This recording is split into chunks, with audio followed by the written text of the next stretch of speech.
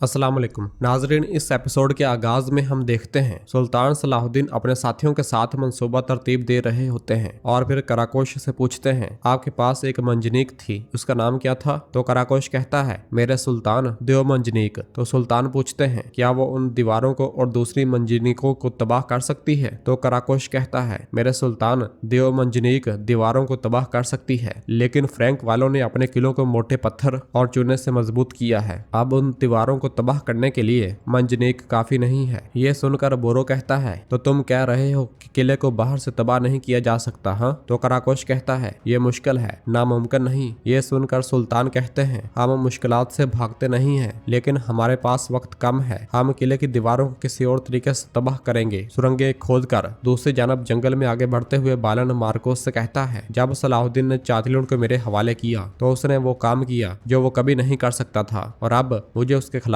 बैतुल खजान किले का दिफा करना होगा। तो मार्कोस कहता है हम ये कुदस के मुस्तकबिल के लिए करेंगे। तो बालन कहता है तुम ठीक कहते हो मार्कोस, सब कुछ कुदस के लिए है। उधर कुदस में बाल्डोन चिल्लाते हुए गुस्से से कहता है मैंने जब जंग के लिए हुक्म दिया है तो फौजी कैसे अपनी तलवारें छोड़ सकते हैं? कैसे? तो कमांडर कहता है क्योंकि उनके पास जंग लड़ने के लिए ना तो पैसे हैं और ना ही कोई हौसला है। और फिर लाडगय कहता है मैं अपने बादशाह के नाम पर आखिरी बार लड़ने का हुक्म देता हूँ। एक जीत सारी शिकस्तें भुला देती है। मगर कमांडर कहता है आपके इस हुक्म पर टेम्पलर्स फौजी अमल कर सकते हैं लाडगय, लेकिन आप कुदस बादशाहत के सरपरस्तों से ये तौक़्क़ो नहीं कर सकते कि वो एक बीमार बच्चे के लिए मुकम्मल यकीन के साथ लड़ेंगे जितना अगर बादशाह इमालिक जिंदा होते तो उनके लिए लड़ते। ये सुनकर सबीला गुस्से से कहती है ये कैसी जुर्रत है, तुम अपने बादशाह के सामने किस तरह बात कर रहे हो? और फिर बाल्डोन चिल्लाते हुए कहता है महाफिजो इस शख्स को फौरन जिंदान में कैद कर दो। मगर कमरे में मौजूद तमाम महाफिज अपनी तलवारें और नेज़े जमीन पर फेंक देते हैं। ये सारा मंजर देखकर बाल्डोन को बहुत ज्यादा गुस्सा आता है और उसे इस तरह बेबस देखकर लाडगय बहुत ज्यादा खुश होता है, जबकि विलियम, मारिया और सबीला बहुत ज्यादा परेशान हो जाते हैं और बाल्डोन बेबसी की आलम में तख्त पर जाकर बैठ जाता है। और फिर कमांडर उससे कहता है जब एक सच्चा बादशाह इस तख्त पर बैठेगा तो हम अपने खून के आखिरी कतरे तक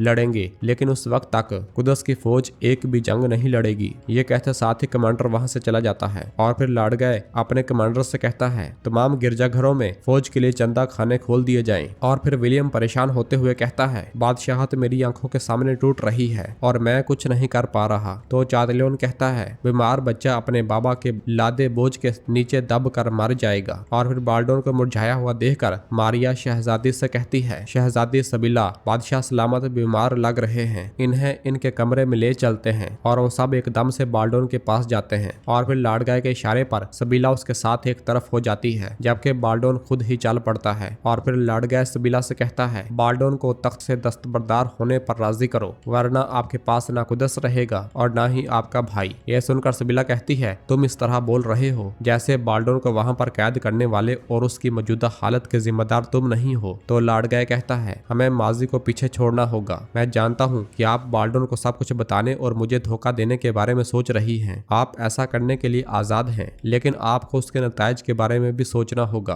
थोड़ी देर पहले कुदस की फौज के कमांडर ने खुले आम ऐलान किया कि वो आपके भाई बाल्डोन को बादशाह तस्लीम नहीं करता। फौज और टेम्पलर्स में मेरा असर रसूख बहुत ज्यादा है। अगर तुम इस अफरा तफरी में मुझे कैद करने की हिमाकत करोगे तो हमारी फौज और हमारे छोटे बादशाह का अंजाम क्या बनेगा, सोच लो। अब ऐसी सूरत हाल में मुझे खदशा है कि बगावत हो सकती है। बाल्डोन को न सिर्फ तख्त से बल्कि उसकी जिंदगी से भी महरूम कर दिया जाएगा। यह सुनकर सबीला बहुत ज्यादा परेशान हो जाती है। और फिर इधर कराकोश सुल्तान से कहता है जैसा कि मैंने कहा मेरे सुल्तान, अगर हम जेर जमीन से दीवारों की संगे बुनियाद तक पहुंच जाएं और वहां पर ताकतवर धमाका खेज मवाद रखें तो हम इंशाल्लाह दीवारों को गिरा देंगे। ये सुनकर सुल्तान कहते हैं हम किले के नीचे से दाखिल होकर ऊपर से निकलेंगे। बोरो, गोकबोरो और बोजाक, आप तीनों खुदाई खत्म होने तक किले पर तीरों से हमले करते रहेंगे। मुझे भी असूल के मुताबिक एक ही काम करने को बचा है, मैं किले के कमांडर से मिलूंगा। जाहिर है कि वो किला हवाले नहीं करेगा, लेकिन हम बहरहाल अमन का हाथ बढ़ाएंगे। किले में खबर भेजो ताकि हमारा वक्त जाया ना हो।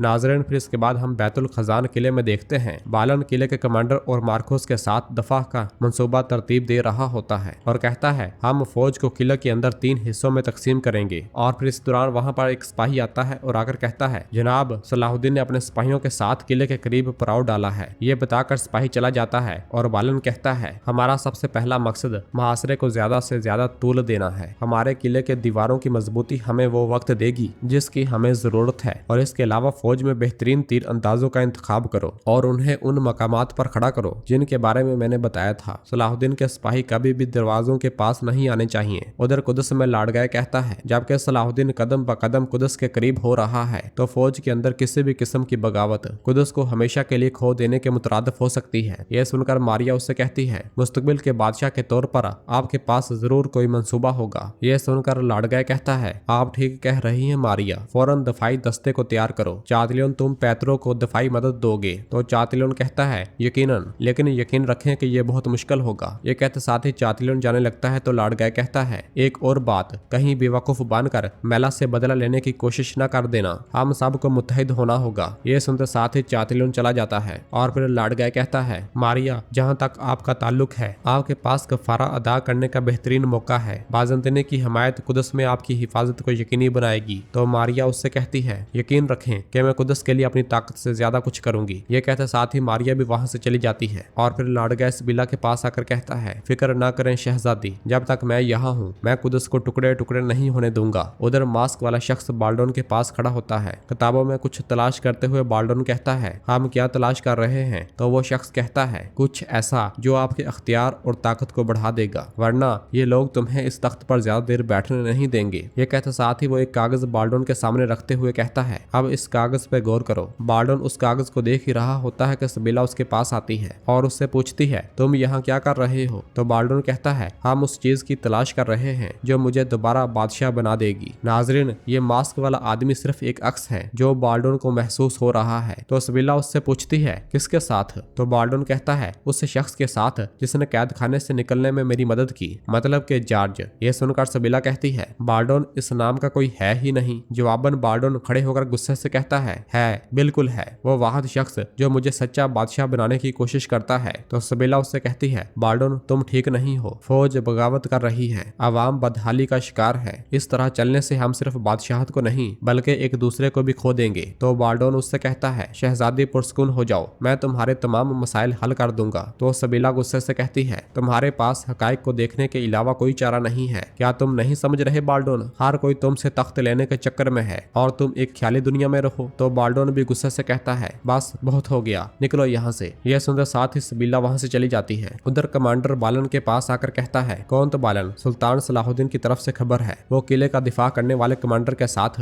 मुलाकात की दरख्वास्त करते हैं। अगर आप चाहें तो मैं भी किले के कमांडर के तौर पर मुलाकात कर सकता हूँ। तो बालन कहता है नहीं, ये काम मेरा है, मैं उससे मिलूंगा। जबकि इधर सुरंग खुदी जा रही होती है। कराकोश तेजी के साथ काम कर रहा होता है और आगे बढ़ते हुए एथरस के पास आकर कहता है हम जब दीवारों के नीचे पहुंचेंगे तो मैं इशारा दूंगा, हम बुनियाद को कमजोर करके आग भड़काने की कोशिश करेंगे। यह सुनकर एथरस अदरीस से कहता है मेरे बहादुर, अब बारी तुम लोगों की है, तुम्हारा काम बहुत अहम है, मेरी बात गौर से सुनो। दूसरी जानब कुदस में कारातेगन और अल्बेस भेस बदले अलीसा और माइल्स के साथ आगे बढ़ रहे होते हैं। एक तरफ बाज़ंतीनी सिपाही को जमा होता हुआ देखकर कारातेगन कहता है यहाँ पर फौजी क्यों जमा हुए हैं? तो अलीसा कहता है ये एक सुलीबी हरबा है, जब पैसा खत्म हो जाए तो कलीसा में गुनाहों के कफारे के तौर पर वो रकम जमा करते हैं। हर गुनाह की एक जबरदस्त कीमत होती है। ये सुनकर कारातेगन कहता है अरे ये तो एक बिजनेस है, मेरे जहन में ये क्यों नहीं आया? ये तो शैतान के जहन में भी नहीं आया होगा। और फिर माइल्स कहता है अवाम पहले ही बदहाली में है, लगता है कि अब फौजियों की बारी है। और फिर अल्बेस कारातेगन से कहता है हम यहाँ से कीमती मालूमात हासिल कर सकते हैं। तो अलीसा कहता है हाँ, मगर मुहतात रहना, किसी को शक न हो। और फिर इधर बैतुल खजान किला के बाहर सलाहुद्दीन अयूबी अपने साथियों के हमरा खड़े होते हैं। तो बालन को आता हुआ देखकर बोरो कहता है क्या ये बालन नहीं है? ये यहाँ क्या कर रहा है? और फिर बालन के पास आने पर सुल्तान कहते हैं तुमने वाज़े तौर पर खुद को बचा लिया है और अब फिर से मेरे सामने हो। ये सुनकर बालन कहता है तुम्हें शिकायत करने का हक है, लेकिन बादशाह बाल्डो ने जाती तौर पर मुझे इस किले का दिफा करने का फर्ज सौंपा है। यह सुनकर सुल्तान कहते हैं जिस बादशाह के बारे में मालूमात नहीं थी कि वो कहाँ है, जिसका हमने पता लगा कर दिया वही बादशाह है ना? तो बालन कहता है आपने जो कुछ किया मैं उसके लिए आपका मशकूर हूँ, लेकिन इसका यह मतलब नहीं नहीं कि मैं इस जंग में आपके रास्ते में नहीं खड़ा हूँगा जो आपने हमारी बादशाहत की जमीनों पर शुरू की है। तो सुल्तान उससे कहते हैं, किला बगैर खून खराबे के हमारे हवाले कर दो, जिस तरह मैंने चातिलों को तुम्हारे हवाले किया था। मगर बालन कहता है, मैं ऐसा नहीं कर सकता, मुझे बाल्डोन के नाम पर बैतुल खजान का दिफा करना होगा। यह सुनकर सुल्तान कहते हैं, तुम अपने साथ नाइंसाफी कर रहे हो बालन, हो सकता है कि तुम अपने और हमारे दरमियान रिश्ते के साथ नाइंसाफी कर रहे हो। यह सुनकर बालन कहता है, मेरी राय है कि फैसला करने में इतनी जल्दी ना करो। तो सुल्तान कहते हैं, मैं तुमसे आखिरी बार कह रहा हूँ, किला हमारे हवाले कर दो बालन। मगर बालन कहता है, मैंने कह दिया है कि मैं ऐसा नहीं कर सकता, अगर आप लेना चाहते हैं तो हमें लड़ना पड़ेगा। तो सुल्तान कहते हैं, फिर ये मेरी गलती नहीं होगी, अपनी जान बचाने की कोशिश करो बालन, क्योंकि जब मैं इस किले में दाखिल होऊंगा तो मैं किसी पर रहम नहीं करूंगा। ये कहते साथ ही सुल्तान अपने साथियों के साथ पलट जाते हैं और बोरोस से कहते हैं, तीर अंदाजों को तैयार करो, जंग शुरू हो चुकी है। उधर कुदस के चर्च में कारतेगन अल्बेस के साथ दाखिल होता है और कहता है, अल्बेस तुमने उन बूढ़ों को क्या सूंघने के लिए दिया, वो फौरन तो नहीं उठेंगे ना। तो जवाबन अल्बेस कहता है, ये मरहूम लतीफ की तरकीब है, वो सुबह तक नहीं उठ पाएंगे। यह सुनकर कारतेगन खुश होते हुए कहता है, अच्छा चलो जल्दी से काम करते हैं। ये कहते साथ ही कारतेगन वहां मौजूद एक अलमारी में छुप जाता है और अल्बेस उसे बंद कर देता है। और फिर अल्बेस बाहर आता है और सिपाहियों से कहता है, राहब आपकी बात सुनने के लिए तैयार है। हर शख्स अपने गुनाह के मुताबिक कुफारा अदा करेगा, वो ऐसे पाक हो जाएगा जैसे उसकी माँ ने अभी जना हो। अल्बेस की बातें सुनने के बाद एक सिपाही आगे बढ़ता है और कारतेगन के सामने अलमारी के दूसरे हिस्से में आ बैठता है। कारतेगन उससे कहता है, बोलो बेटा, मैं तुम्हारे लिए ही यहाँ मौजूद हूँ। तो वो सिपाही कहता है, मैं नहीं जानता कि कैसे शुरू करूँ। कारतेगन कहता है, जो भी राज, जो कोई भी मसला है वहीं से शुरू करो, मैं तुम्हारी परेशानियों को कम करने के लिए, तुम्हें पाक करने के लिए यहाँ पर हूँ, बोलो बोलो। तो नाज़रीन, इसके साथ ही एपिसोड खत्म करते हैं। मिलते हैं बहुत जल्द अगली एपिसोड के साथ। वीडियो को लाइक कर दें और जिन दोस्तों ने अभी तक चैनल सब्सक्राइब नहीं किया वो जल्दी से चैनल सब्सक्राइब कर दें और बेल आइकन यानी घंटी वाले निशान को भी प्रेस कर दें ताकि आने वाले एपिसोड आपको आसानी मिल सकें। दुआ में याद रखें। अल्लाह हाफिज़।